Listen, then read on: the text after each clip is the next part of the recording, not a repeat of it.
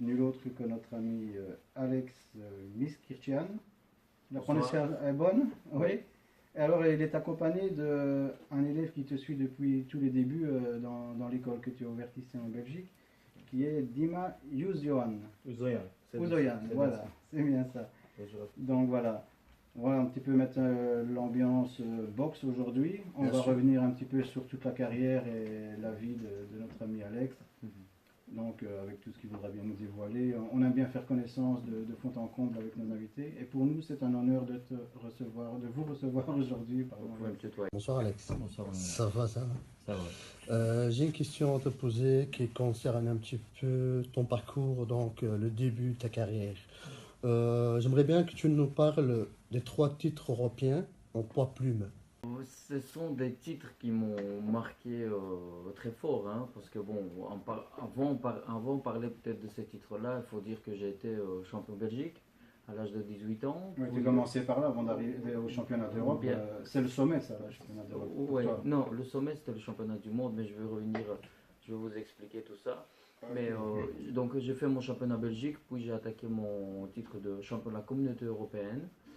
Et après j'ai fait mon titre de champion WBC international où ça m'a permis d'être numéro 3 mondial. On va parler de tout ça, On va va se suivre parler, petit à petit. oui, Maintenant, je veux dire, je vous pose la question concernant les 3 titres en poids plume. ouais. Et il y a d'autres questions, vous inquiétez Et- pas. Le public aujourd'hui, on va dévoiler tout. On va dévoiler tout. De On est A là à pour Z. ça. On est là pour ça. Mais ce sont des titres qui m'ont marqué, qui m'ont voilà, c'est quelque chose, c'était quelque chose incroyable pour moi parce que jamais personne n'aurait dit que Alex Miskirchian va gagner ce titre, surtout que le championnat d'Europe, la première fois ça a été contre Sofiane Takouch à Charleville-Mézières, que le combat il a été reporté 4 à 5 fois. Donc moi avec mon ancien manager Alain Vanacker, on s'est dit, ben, écoute, on abandonne, on arrête là.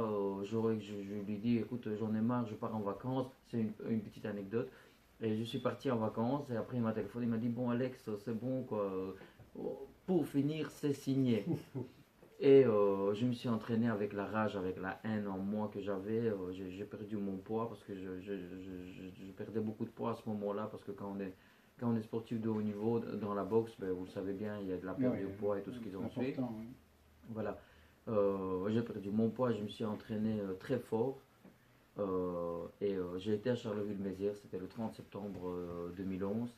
Et j'ai gagné largement. Voilà.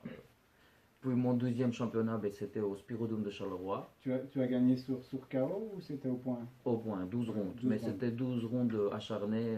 Donc voilà, j'avais pas que Sofiane Takouch contre moi, mais tout le public. Voilà. Ouais, c'était un bon début pour toi.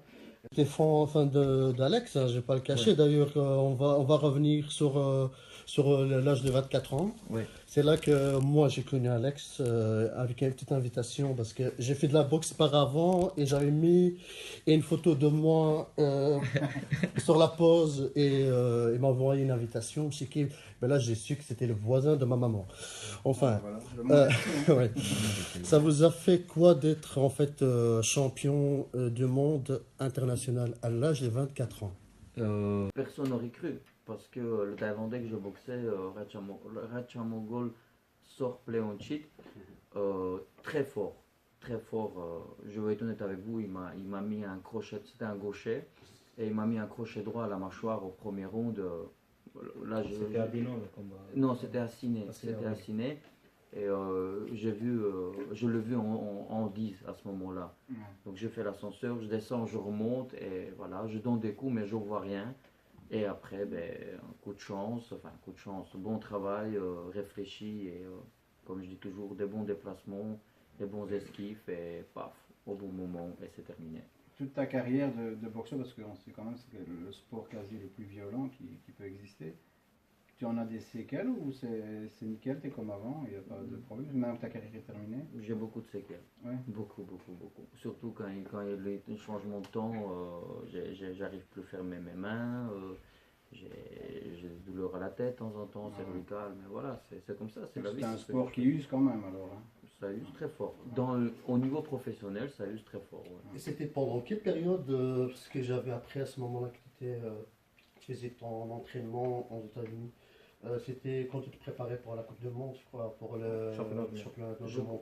Je commençais ma préparation aux États-Unis à partir de fin 2011 où je suis devenu première fois champion d'Europe, voilà. Et après je fais jusqu'à 2013, non, jusqu'à 2014, j'ai continué aux États-Unis. Puis malheureusement, j'ai pas su aller faire ma préparation pour le championnat du monde aux États-Unis. Pourquoi? Tout simplement parce que il y avait des choses dans la famille que ça ne pouvait pas me permettre. J'attendais mon deuxième fils. Il y a des priorités. Ouais, qui est arrivé le jour où j'ai atterri de Macao. J'ai atterri et j'ai été directement à l'hôpital pour prendre mon fils dans mes bras. Il y a notre ami Dima là, qui est avec nous, il ne faut pas l'oublier non plus. Non, on va revenir sur Dima. Je voulais juste faire une petite parenthèse. Bien sûr. Juste pour le présenter. Donc tu es un élève de... Je suis un élève de Alex Christian. Oui.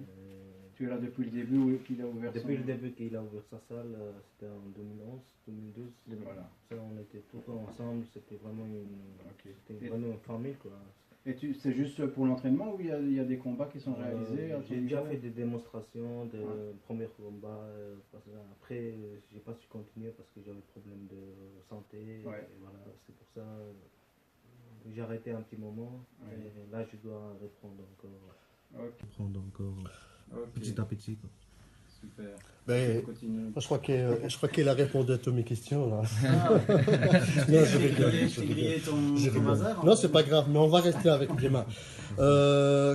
Dima, bonsoir Dima. Comme on sait très bien, les gens qui connaissent le parcours d'Alex, ils connaissent et aussi savent les gens qui étaient avec lui au début. Donc tu fais partie ses anciens élèves. Et comme il y en a d'autres d'ailleurs, il y en a énormément qui ont suivi le chemin d'Alex. Donc, on aimerait bien savoir, Dima, quand tu as commencé la boxe, à quel âge en fait? C'était en Géorgie, parce qu'en fait, il n'y a pas loin de chez moi, il y avait une salle de boxe. Et chaque fois que j'ai passé, j'avais envie de faire aussi dans la boxe. Et voilà, je voyais des gens, des supporters, supportrices. Et ça m'a attiré beaucoup dans ce domaine. Et voilà, j'ai commencé à l'âge de 12 ans et je continuais, je fais pas mal de combats là-bas, pas beaucoup de combats en amateur. Alors, mais c'est qui la personne qui t'a donné le goût de ce sport? Je regardais les combats de Mike Tyson. Donc, c'est toujours, voilà, à chaque fois que j'ai regardé la télé, c'est lui qui m'a donné un goût. Est-ce que tu peux nous parler de ton parcours amateur en petit détail en parlant Je n'ai pas beaucoup de combats en amateur. Mais j'ai disputé un championnat de Géorgie, j'ai été champion de ville. Et voilà, en junior d'ailleurs. Et après, quand je suis venu en Belgique, j'ai arrêté là-bas. Donc ça a été un peu pas facile pour moi. Nouar, est-ce que tu me permets une petite question? Bien sûr. J'ai un truc qui me vient en tête. Par rapport à Alex, même Dima aussi. Vous savez, il y a le week-end passé, le week-end avant, il y a eu un combat entre un boxeur et un du MMA, là, McGregor. McGregor contre Khabib, oui. Voilà. C'était Vous savez comment ça s'est terminé. Ouais. Moi, j'aurais bien aimé avoir votre avis, aussi sur l'effet de la sportivité qui n'a pas été au rendez-vous ce jour-là. C'est un petit peu... Parce que moi, toutes les personnes que je reçois dans l'émission, que ce soit de la boxe ou du MMA, on salue notre ami Dani Covin aussi en même temps, puisque tout le monde nous dit la même chose. La base de ce sport, c'est être fair play et le respect de l'autre, même où on se tape dessus pendant une bonne partie. Mais en fait, ça se termine toujours bien. Donc, Je suis d'accord avec vous, mais vous le savez, il faut savoir supporter quelqu'un qui est là et qui est en train de traiter de... Je veux pas... Hein, oui, je connais. Et qui est là et qui traite de ta famille, de tous les noms qu'il peut le dire, ta famille, tes enfants. Il a fait une conférence de presse après justement pour expliquer un petit peu son geste. Voilà, ne rien respecter, ne pas respecter surtout la religion de la personne. Je suis tout à fait d'accord avec Khabib et peut-être que Il a un petit peu cherché, McGregor. Il a cherché, maintenant, C'est maintenant pour les combats, il cherche tout. voilà. Je crois qu'il a fini, je crois qu'il a déclaré qu'il a arrêté sa Je carrière. ne sais pas, mais j'ai pas si, je pense suivi, que si. j'ai pas suivi ça. Mais voilà, j'ai rien contre McGregor, mais je trouve que peut-être que j'aurais fait la même chose que Khabib parce que c'est trop et ils ont dépassé, que ce soit son équipe ou que ce soit McGregor, ils n'ont aucun respect. Et respect à Khabib parce qu'il a fait son boulot et il a respecté sa parole qu'il va le battre. Voilà. Et il a battu. De toute façon, il n'y avait pas. Oui, voilà. En restant sur le sujet, non, en sortant du sujet d'ailleurs, on va aller dans un autre sujet. Aujourd'hui, Alex, vous êtes un homme politique. On va pas parler de politique, mais ça fait partie de nos questions. Vous êtes un homme politique. Pourquoi la politique déjà? Je suis quelqu'un, on va dire, droit et carré. C'est la première chose. Et la deuxième chose, j'ai toujours voulu, j'aime bien avoir des objectifs dans la vie. Et comme vous parlez de championnat d'Europe et tous les autres combats, ben, ici, voilà, je me suis lancé un petit défi et j'ai suivi mon ami Robert Closset, qui est le premier légevin de Dinan. Je l'ai suivi avec sa liste. Et voilà, pourquoi pas, je me suis dit, pourquoi pas ne pas essayer. Pour vous, c'est un autre combat en fait. Toute la vie, c'est le combat, mais ici, c'est un très bon combat, c'est une très bonne expérience pour moi, qui vient de commencer. C'est une nouvelle carrière de boxeur, on va dire. Hein, parce que Mais tu risques de recevoir encore des coups, hein, pas les mêmes, mais il n'y a pas de problème, je suis prêt. Je crois que je suis bien prêt mentalement pour ça. Voilà, c'est ça qui est ma force. J'ai une dernière question à te poser, donc c'est pas ma question à moi tout seul, c'est la question de public qui se pose aujourd'hui, les gens qui te suivaient, les gens qui attendaient Alex quand il va être championnat, etc. Enfin, est-ce que la politique prononce une fin à ta carrière sportive Définitive. Ben, oui, c'est la fin de ma carrière. J'ai eu beaucoup d'hésitation parce qu'il n'y a pas longtemps, j'avais dit à mon manager encore, écoute, pourquoi pas, je crois que ça va faire un petit buzz, Alex est de retour. Mais non, je crois que je fais comme j'ai dit toujours, j'ai fait le tour et j'ai fait le parcours, donc non, je ne reviendrai pas sur le ring. c'est clair.